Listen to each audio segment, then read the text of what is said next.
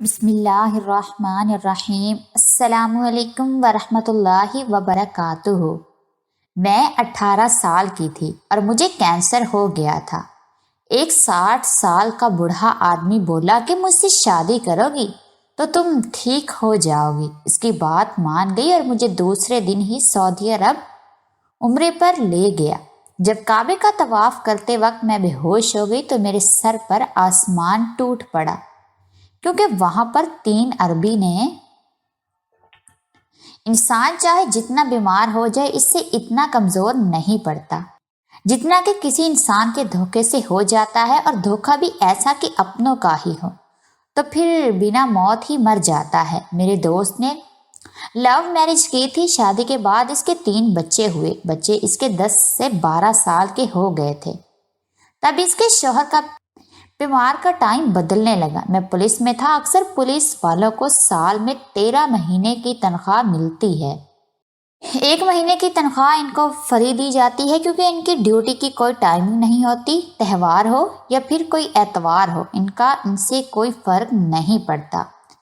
بیوی کو اس بارے میں معلوم تھا، اس لیے وہ اتنا سیریس نہیں ہوئی تھی۔ اس کو معلوم تھا اسی طرح کی ڈیوٹی اس کے شوہر کی ہوتی ہے، اور اسے اتنا پیار کرتی تھی کہ وہ کبھی پوچھتی ہی نہیں تھی اور نہ ہی کبھی شک کیا تھا۔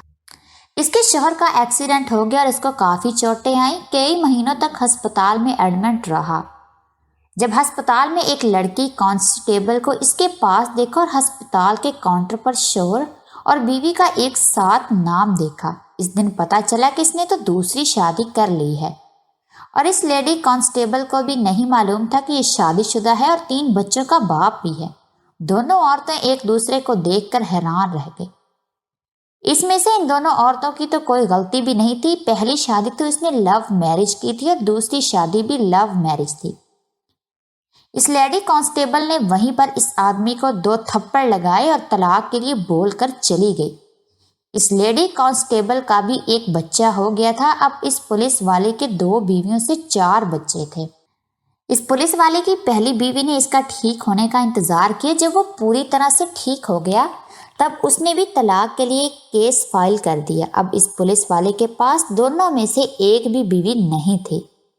دونوں نے ہی اس پولیس والے سے طلاق لے لی تھی۔ میں تو ان دونوں عورتوں کے ساتھ ہوں۔ ایسے آدمی کے ساتھ ایسا ہی ہونا چاہیے۔ جاگو عورتوں، ابھی بھی جاگو، ان کے ساتھ ایسا ضرور ہونا چاہیے۔ اسی طرح کی یہ کہانی ہے جو آپ کے رونگٹے کھڑے کر دے گی۔ آپ سنیے میری پوری کہانی، میری زبانی۔ رات کافی سرد تھی، ٹھنڈی ہوائیں چل رہی تھی، میرے جسم کو ٹھنڈا کر رہی تھی۔ میرا دل تھا کہ بری طرح سے بے چین تھا۔ میں بے بس صحن میں چکر کاٹ رہی تھی۔ میں اپنے شوہر کا انتظار کر رہی تھی۔ سردی کی راتیں ویسے بھی بہت لمبی اور سرد ہوتی ہیں۔ مجھے بہت ٹھنڈ لگ رہی تھی، مگر ان کا انتظار کرنے پر مجبور تھی۔ آج میرے شوہر نے میری میڈیکل رپورٹ لے کر آنا تھا۔ میرا دل زور زور سے دھڑک رہا تھا، کیونکہ میں اپنے شوہر سے بہت محبت کرتی تھی اور اپنی زندگی میں اسے بہت ساری خوشیاں دینا چاہتی تھی۔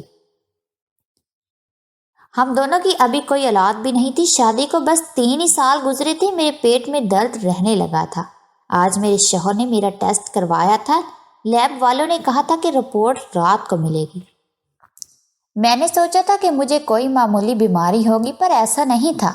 مجھے تو جو بیماری نکلی اس کے بارے میں سن کر کسی کے بھی قدموں تلے سے زمین نکل جاتی۔ میرے شوہر نے گھر آ کر مجھے بتایا، رپورٹ میرے حوالے کی۔ رپورٹ پر نظر پڑتے ہی میرا دل دھڑک کر رہ گیا تھا۔ میں کینسر کی لاسٹ سٹیج پر تھی۔ کینسر کا مرض ہونا ایک عام بات نہیں ہے۔ آپ میں سے کسی نے بھی اگر کینسر کے بارے میں سنا ہے یا خاندان میں کوئی مریض ہوا ہو، آپ جانتے ہوں گے کینسر کتنی خطرناک بیماری ہے۔ اگر انسان سے جینے کی امید چھین لیتا ہے، میرے لیے بھی ایسا ہی تھا۔ دل نہ صرف پریشان تھا بلکہ دل سے زندہ رہنے کی ساری امنگ ختم ہو چکی تھی، اور رو رو کر میرا برا حال تھا۔ میں اب جیسے تیسے بستر پر لگ کر رہ گئی تھی۔ میرا شوہر بھی مجھ سے دور دور رہنے لگا تھا۔ مجھے ان کے دور جانے سے بہت تکلیف ہو رہی تھی۔ فی الحال خود کو میری وہ عادت ڈالنا نہیں چاہتا تھا۔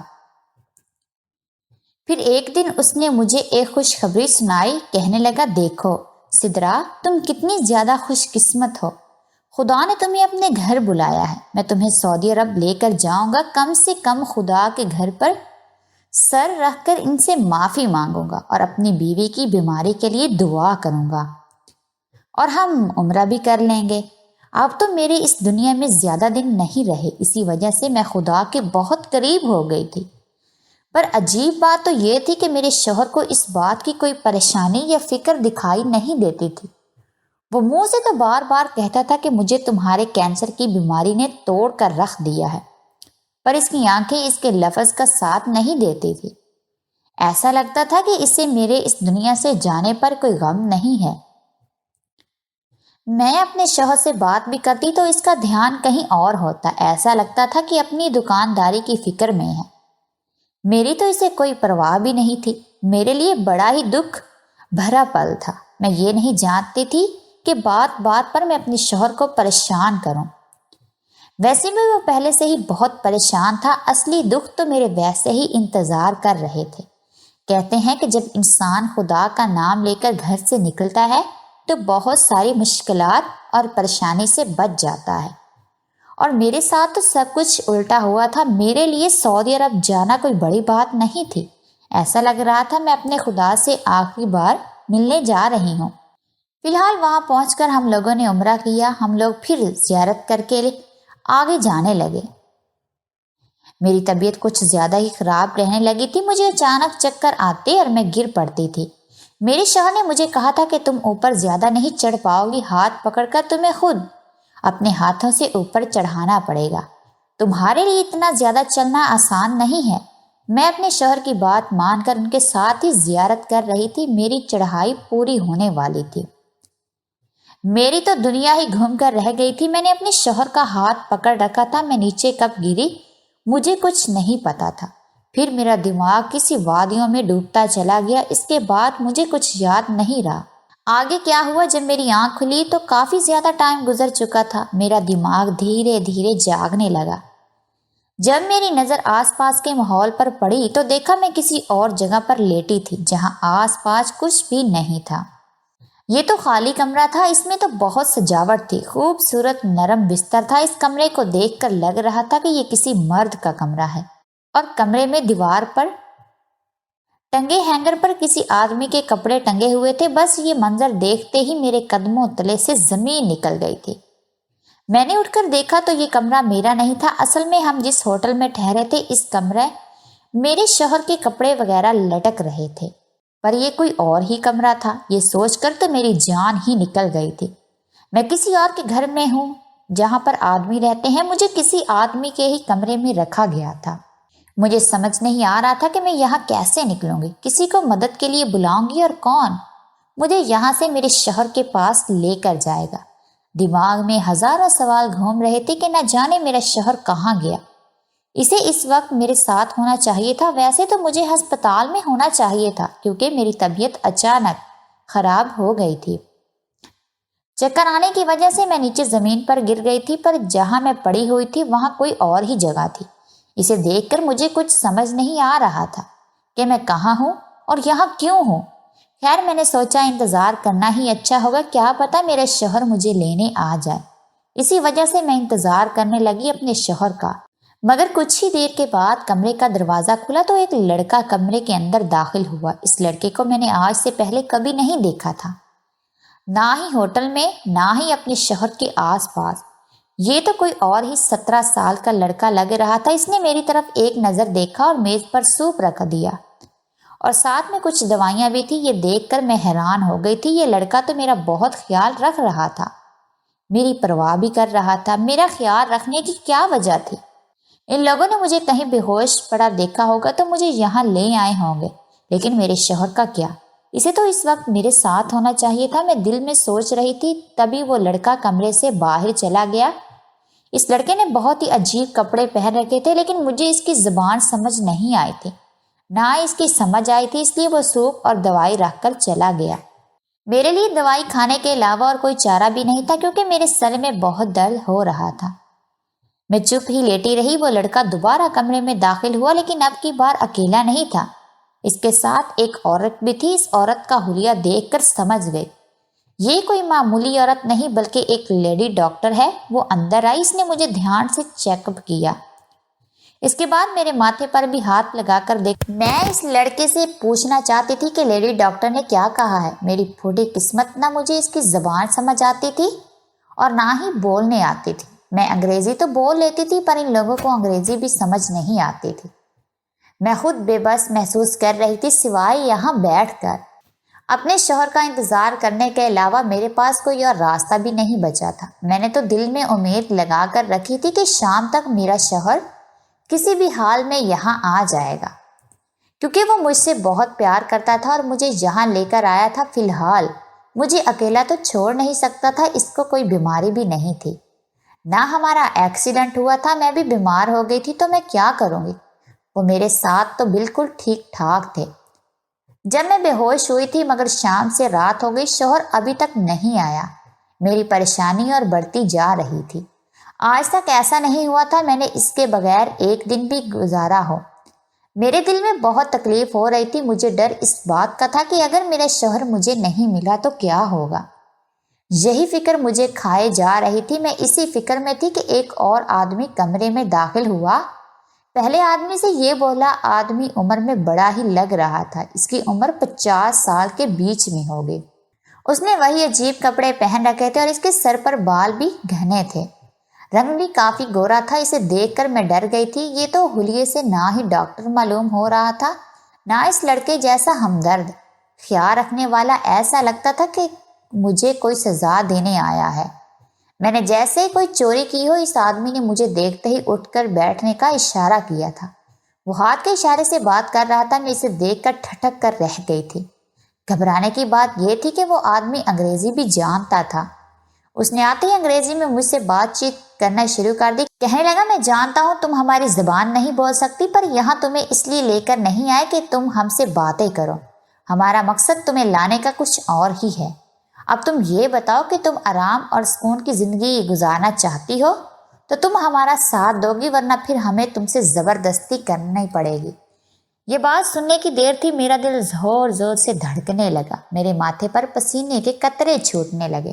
ڈر کے مارے میرا برا حال تھا۔ میں نے اس سے پوچھا کہ تم لوگ مجھ سے ایسا کیا چاہتے ہو؟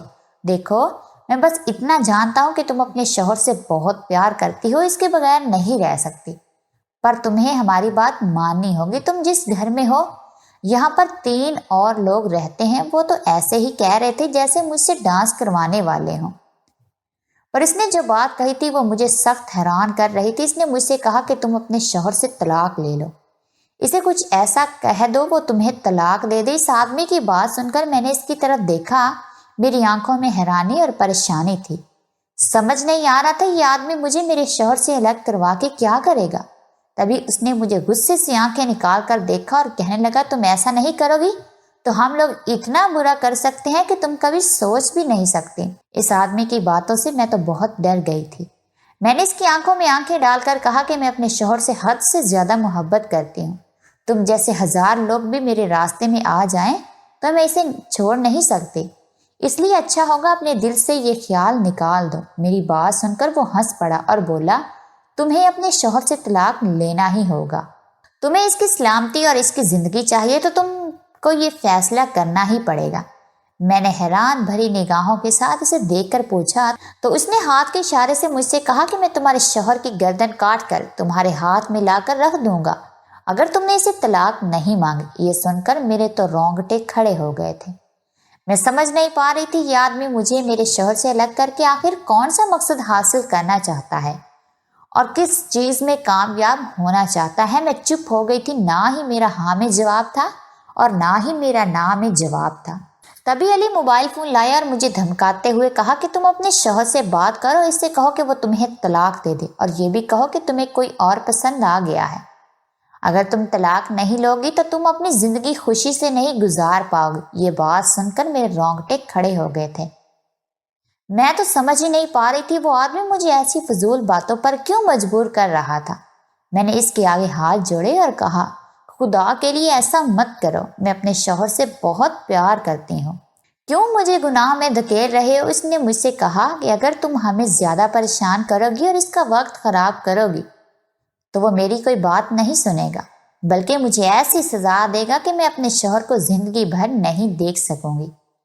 اگر تمہارے شوہر کو تم سے محبت ہے بھی تو مجھے اس سے کوئی فرق نہیں پڑتا۔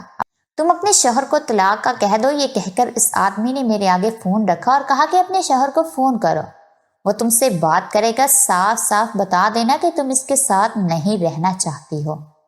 میرا دل خون کے آنسو رو رہا تھا۔ ایک عورت اپنے شوہر کے ساتھ کیسے جھوٹ بول سکتی ہے؟ اسے سب سے زیادہ چاہتی ہو۔ میں نے اپنے شوہر کو فون کیا، وہ میری آواز سنتے ہی خوش ہو گیا، بولا کہ تم کہاں ہو؟ میں تمہیں کب سے ڈھونڈ رہا ہوں۔ میں نے اس سے کہا کہ میں اپنی مرضی سے یہاں ہوں، میں جہاں بھی ہوں میں بہت خوش ہوں، تمہیں میرے بارے میں پریشان ہونے کی ضرورت نہیں ہے۔ یہ سن کر میرا شوہر بڑا حیران ہوا۔ اب میں نے اسے بتایا کہ میں کسی آدمی کے گھر پر ہوں، وہ مجھے بہت زیادہ پسند ہے اور میں اپنی باقی کی زندگی بھی اسی کے ساتھ گزاروں گی۔ میرا شوہر یہ سن کر حیران ہو گیا، بولا کہ نہیں، تم جھوٹ بول رہی ہو، ایسا تم کیوں کرو گی جبکہ تم مجھ سے محبت کرتی ہو؟ میں بھی تمہیں چاہتا ہوں، تمہاری زندگی کے آخری دن میں تمہارے قریب رہنا چاہتا ہوں۔ پر میں نے بڑے غصے سے اپنے شوہر کو جواب دیا، مجھے تمہارے ساتھ نہیں رہنا، خواہ مخواہ مجھے تنگ کرنا چھوڑ دو۔ یہ بات کہہ کر میں نے فون کاٹ دیا اور بہت زور سے رونے لگی تھی۔ مجھے روتا ہوا دیکھ کر وہ آدمی ہنسنے لگا اور کہنے لگا، تمہارا شوہر کتنا بڑا ڈرامے باز ہے، میں تمہارے سامنے بس ناٹک کر رہا ہے۔ کیا اسے تم سے محبت ہے؟ وہ تم سے کوئی محبت نہیں کرتا بلکہ تم سے دور جا کر خوش ہوگا۔ میں سب آدمیوں کو سمجھتا ہوں، وہ ایسے ہی ہوتے ہیں۔ اس آدمی کی بات سن کر مجھے بہت برا لگا۔ اس نے مجھے کوئی تسلی نہیں دی بلکہ کمرے سے باہر چلا گیا۔ میرے دماغ میں اب ان گنت سوال اٹھ رہے تھے، مجھے یہاں کیوں لایا گیا؟ میں یہاں کیوں بیٹھی ہوں؟ مجھے کب جانے دیا جائے گا؟ یہ لوگ کون ہیں اور مجھے اس کمرے میں انہوں نے کیوں رکھا ہوا ہے؟ میں نے سوچا اگلی بار جب یہ آدمی آئے گا میں اسے درخواست کروں گی، مجھے کینسر ہے اور میں کینسر کی مریض ہوں اور مجھے قید کر کے تم لوگوں کو کیا ملے گا؟ پہلے تو مجھے ایسا لگ رہا تھا کہ یہ لوگ مجھ سے کوئی غلط فائدہ اٹھائیں گے، پر ایسا بالکل نہیں تھا۔ اس گھر میں موجود 3 جوان لڑکے تھے جو اپنے اپنے کام میں مصروف رہتے تھے، مجھ سے کسی نے بھی کوئی غلط بات نہیں کی تھی۔ اب مجھے یہاں رہتے ہوئے 3 ہفتے گزر چکے تھے، میری طبیعت بھی خراب ہونے لگی تھی۔ میں جانتی تھی جب ان لوگوں کو اپنے کینسر کی بیماری کے بارے میں بتاؤں گی تو وہ مجھے اپنے گھر سے خود ہی نکال دے گا۔ فی الحال کوئی بھی ایک مریض آدمی کے ساتھ کبھی نہیں رہنا چاہے گا۔ ویسے بھی مجھے تو یہ لوگ تینوں ٹائم کا کھانا بھی دیتے تھے۔ اب تو مجھے پریشانی کم اور حیرانی زیادہ ہونے لگی تھی۔ آخر مجھے یہاں رکھ کر ان لوگوں کو کیا فائدہ ہوگا؟ تبھی میں انتظار کرنے لگی۔ شام کو جب اس آدمی نے آنا تھا میرے کمرے میں آ کر میرا حال چال پوچھ لیتا، تو اس دن جب وہ میرے کمرے میں آیا میں نے جلدی سے رونا شروع کر دیا۔ اس کا دل نرم پڑ گیا، میری طرف دیکھ کر بولا، کیا بات ہے؟ اب میں نے اس کے سامنے رو کر کہا کہ میں کینسر کی مریض ہوں، میں آخری سٹیج پر ہوں، تم لوگوں نے مجھے یہاں کیوں قید کر رکھا ہے؟ تمہارا میرے ساتھ ایسا کون سا فائدہ جڑا ہوا ہے؟ تم لوگ میرے ہی پیچھے پڑ گئے ہو۔ میں تم لوگوں کے کس کام آؤں گی؟ نہ تم لوگوں کے لیے کھانا پکا سکتی ہوں، نہ تم لوگوں کو پیسے دے سکتی ہوں۔ میرا تو یہاں کوئی ایسا وارث بھی نہیں ہے جس سے تم لوگ میرے بارے میں کہہ کر اس سے پیسے لے لو۔ اس لیے اچھا ہوگا کہ تم لوگ مجھے چھوڑ دو، میں اپنے گھر چلی جاؤں، اپنے شوہر کے پاس جاؤں۔ خدا کے لیے میرے شوہر سے جھوٹ تو مت بلواؤ، میں اس سے محبت کرتی ہوں، وہ کیا سوچ رہا ہوگا؟ میری اتنی ساری باتیں سن کر وہ آدمی ہنسنے لگا اور مجھے رونے پر مجبور کر دیا۔ تبھی اس نے مجھ سے کہا کہ چلو جلدی سے تیار ہو جاؤ، میں تمہیں ایک جگہ لے کر چلتا ہوں، وہاں جا کر تمہیں خوشی ہوگی اور حیرانی بھی ہوگی۔ تم سوچو گی تمہارے ساتھ جھوٹ بھی میں نے نہیں، کسی اور نے بولا ہے۔ میں نے اس کی بات پر یقین کر لیا، سوچا کہ چلو اسی بہانے میں اس بڑے سے گھر سے باہر تو نکلوں گی، کیونکہ میں اتنے دنوں سے یہاں رہ رہی تھی، پر ایک بار بھی مجھے باہر جانے نہیں دیا گیا تھا۔ ان لوگوں نے مجھے اس طرح سے اس گھر میں قید کر رکھا تھا، اور آج جب اس نے مجھے اپنے ساتھ باہر جانے کو کہا میں خوش ہو گئی۔ میں جلدی سے تیار ہو گئی تھی۔ کیا تیار ہونا تھا، میں نے تو وہی کپڑے پچھلے کئی دنوں سے پہن رکھے تھے۔ اس آدمی نے سب سے پہلے مجھ سے کہا کہ ہم بازار جائیں گے، میں تمہارے لیے کپڑے لے کر آتا ہوں، اس کے بعد میں تمہیں ہسپتال لے کر جاؤں گا، تم میرا علاج نہیں کروا سکتے۔ میں نے اسے غصے سے کہا تھا، اگر تم بازار جا سکتی ہو تو اپنا خرچہ خود اٹھا لو، چلو تمہارا خیال بھی رکھ رہا ہوں، پھر تم اتنی عجیب باتیں کیوں کر رہی ہو؟ میں نے تمہیں یہاں سے نکلنے کے لیے منع بھی نہیں کیا، بس تم ذرا سا غصے میں تھی۔ میں نہیں چاہتا تھا کہ تم غصے کی حالت میں گھر سے باہر جاؤ۔ ابھی اگر تم جانا چاہو تو تم جا سکتی ہو، ویسے بھی مجھے تمہیں اپنے پاس رکھنے کا کوئی فائدہ نہیں ہے۔ اس آدمی کی یہ بات سن کر میں حیران رہ گئی تھی۔ اس ٹائم مجھے اپنا آپ بے سہارا محسوس ہونے لگا تھا۔ نہیں نہیں، میں کہاں جاؤں گی؟ میں تو یہاں کسی کو جانتی بھی نہیں ہوں۔ میرے شوہر نے مجھے تم لوگوں کی وجہ سے طلاق دینے کو سوچ رہا ہوگا۔ تم کہہ رہے ہو کہ میں یہاں سے چلی جاؤں، اب میں جاؤں گی تو کہاں جاؤں گی؟ کم سے کم میرے شوہر کو ڈھونڈ کر لا دو، میں اس کے ساتھ چلی جاؤں گی۔ میری بات سن کر اس نے کہا کہ تم اپنے شوہر کے پاس جانے سے پہلے ایک بار ہسپتال چلو، میرے کہنے پر چل کر اپنا ٹیسٹ کراؤ تاکہ تمہیں پتہ چلے کہ تم جھوٹی ہو یا میں جھوٹا ہوں۔ اس آدمی کی بات سن کر میں حیران ہوئی۔ ہم لوگ ہسپتال چلے گئے۔ میں نے ڈاکٹر کو بتایا کہ میں ایک کینسر کی مریض ہوں، آپ مجھے چیک کر کے بتاؤ، شاید مجھے کوئی آرام مل جائے۔ میں اپنے علاج کے لیے کورس بھی کرواؤں گی اور مجھے بھی بتا دیجیے میں کتنے دن زندہ رہوں گی۔ ڈاکٹر نے میرا ٹیسٹ کیا اور جب رپورٹ آئی میں حیرانی کی وجہ سے اچھل پڑی۔ مجھے کہا گیا تھا کہ آپ کو کسی نے غلط بتایا کہ آپ کینسر کی مریض ہیں۔ نہ ہی آپ کو کوئی کینسر ہے، نہ ہی کوئی مرض ہے، آپ تو بالکل صحت مند ہیں۔ فی الحال آپ کے جسم میں بہت زیادہ پریشانی کے اثرات دکھائی دے رہے ہیں۔ آپ کا کسی بہت بڑے دکھ کی وجہ سے یہ حال ہو گیا ہے۔ آپ اپنا خیال رکھیے، خوش رہیے، آپ کی زندگی میں اور کوئی مسئلہ نہیں ہے۔ میں ڈاکٹر کی بات سن کر حیران رہ گئی تھی۔ میرے سر پر تو جیسے موت کا سایہ منڈلا رہا تھا۔ میں تو سمجھ رہی تھی کہ اب میں زندگی میں کبھی بھی اٹھ کر کھڑی نہیں ہو پاؤں گی، اب میں مر جاؤں گی۔ پر یہ لوگ تو کچھ اور ہی بتا رہے تھے۔ میں حیرانی سے دیکھنے لگی ان سب کو۔ تبھی مجھے لیڈی ڈاکٹر نے بتایا آپ کے ساتھ شاید کسی نے جھوٹ بولا تھا اور شاید مذاق کیا ہوگا۔ رپورٹ آپ نے دیکھ لی ہے، اس لیے اچھا ہے کہ آپ اس رپورٹ کی بنیاد پر خود کو بیمار سمجھنا چھوڑ دیجیے۔ میں ڈاکٹر کی بات سن کر خوش بھی ہوئی تھی اور حیران بھی۔ پھر سوچنے لگی یہ تو میرے شوہر نے جھوٹ بولا ہے، یا تو پھر اس ڈاکٹر نے میرے شوہر کے ساتھ جھوٹ بولا ہوگا، کیونکہ اگر ایسا ہوتا تو میرا شوہر مجھے یہاں لے کر کیوں آتا؟ فی الحال کوئی نہ کوئی بات تو ہوئی ہوگی، کسی وجہ سے تو مجھے یہاں لے کر آئے ہوں گے۔ اس کا دماغ تو خراب نہیں تھا جو اتنا جذباتی ہو گیا۔ مجھے یہاں عمرہ کروانے چلے آئے، اس کے کتنے پیسے لگ گئے ہوں گے، لیکن پھر بھی اس نے میری اتنی بات مانی اور مجھے یہاں عمرہ کروانے لے کر آیا اور خرچ برداشت کیا۔ میرے دل میں اپنے شوہر کے لیے اور زیادہ محبت بڑھ گئی تھی۔ میں نے ان سے کہا کہ میرا شوہر جھوٹ نہیں بول سکتا، اس لیے اچھا ہے آپ لوگ میرے شوہر پر الزام لگانا بند کیجیے۔ اب میں اس آدمی پر غصہ کرنے لگی۔ میں نے کہا تم نے میرے ساتھ بہت بڑا دھوکہ کیا ہے، میرا شوہر مجھے چھوڑ کر تمہاری وجہ سے گیا ہے۔ اب اگر اسے پتہ چلے گا کہ اس کی بیوی کو کینسر نہیں ہے تو وہ کتنا خوش ہوگا اور میرے ساتھ رہنے کے لیے بے قرار ہو جائے گا۔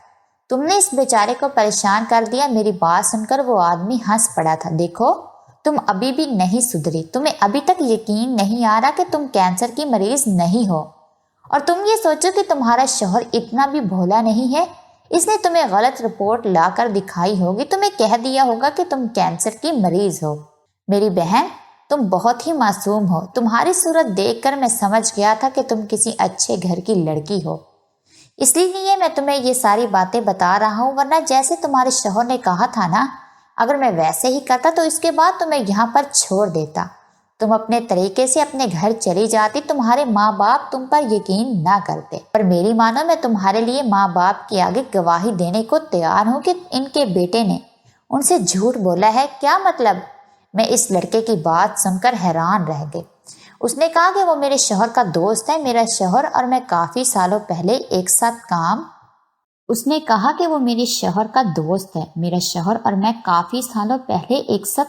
کیا کرتے تھے۔ جب میرے شوہر کی شادی مجھ سے ہو گئی تھی تو اس نے اپنے دوست کو یہی بتایا تھا کہ میری شادی ایک بہت بڑی بدکردار لڑکی سے ہو گئی ہے، میں اسے اپنی جان چھڑوانا چاہتا ہوں۔ اس آدمی نے میرے شوہر کو یہ آئیڈیا بتایا کہ تم اپنی بیوی کو یہاں لے کر آؤ، اس کے بعد میں خود اسے طلاق لینے پر مجبور کر دوں گا۔ جب وہ تم سے خود طلاق مانگے گی تو اس کے خاندان میں کوئی تم پر انگلی نہیں اٹھائے گا، اسی کو بدکردار کہیں گے۔ میں حیران رہ گئی تھی کہ میرا شوہر ایسا کیوں کرے گا۔ مجھے ابھی بھی اس آدمی کی بات پر یقین نہیں آ رہا تھا۔ پھر اس نے میرے شوہر کی ریکارڈنگ سنائی۔ وہ کال پر اپنے دوست سے باتیں کر رہا تھا اور یہی کہہ رہا تھا کہ میں ردا سے شادی کرنا چاہتا ہوں، اپنی محبت پانا چاہتا ہوں، خدا کے لیے کسی طرح میری مدد کرو اور سدرا جیسی بد کردار عورت سے میری جان چھڑوا دو۔ اس کا دوست بہت ہی ایماندار آدمی لگ رہا تھا، ہمیشہ ایسے لوگوں کو ہی مدد کرتا تھا۔ میرا شوہر جانتا تھا کہ میں اسے جھوٹ بولوں گا تو ہی وہ میری مدد کرے گا، اس لیے اسے جھوٹی کہانی سنا کر اس آدمی کے ذریعے مجھے اغوا بھی کروا لیا اور پھر یہ سارا ڈرامہ خود ہی رچا کر میرے ماں باپ کے سامنے میری کال ریکارڈنگ بھی سنا دی۔ آپ کی بیٹی خود ہی مجھ سے طلاق لینا چاہ رہی ہے اور اپنی جان چھڑوانا چاہتی ہے اور وہ مجھے چھوڑ کر چلی گئی ہے۔ میرے شوہر کا آئیڈیا تو بہت ہی اچھا تھا، پر میرے کردار پر اور میری شرافت پر، میرے چہرے پر لکھی اچھائی کی داستان سے اس آدمی کا دل بدل گیا تھا۔ اس نے میرے ساتھ برا کرنے کے بجائے میرے ماں باپ کے سامنے اس ساری کہانی کی گواہی دی۔ اگر وہ میرے کردار کی گواہی نہ دیتا تو شاید میں سب کے سامنے بدنام ہو جاتی، مگر کہتے ہیں نا، جس کو خدا بچائے اس کو کون بگاڑے۔ اس آدمی نے مجھے واقعی میں سب کے سامنے بدنام ہونے سے بچا لیا۔ خدا کا شکر تھا کہ میرا شوہر بھی سدھر چکا تھا اور اس کا دیا ہوا دکھ مجھے اب بھی یاد آتا ہے۔ اگر آپ کو آج کی کہانی پسند آئی ہے تو یہ ویڈیو کو ضرور لائک کیجیے گا۔ اگر آپ کو آج کی کہانی پسند آئی ہو تو ویڈیو کو لائک ضرور کیجیے گا اور اپنے دوستوں کے ساتھ شیئر بھی کیجیے گا۔